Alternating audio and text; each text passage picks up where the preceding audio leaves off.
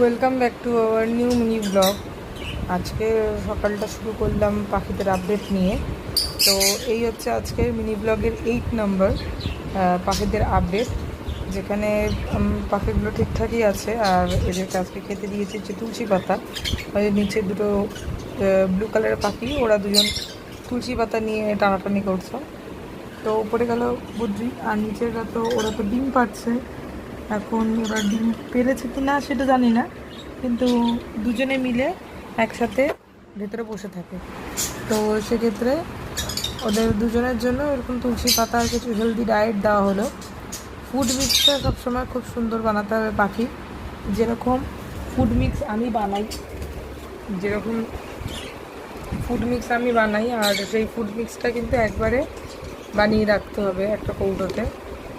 সেটা আপনারা এই মেজারমেন্টের কৌটোতে বানিয়ে রাখতে পারেন, এই রকম ফুড মিক্স।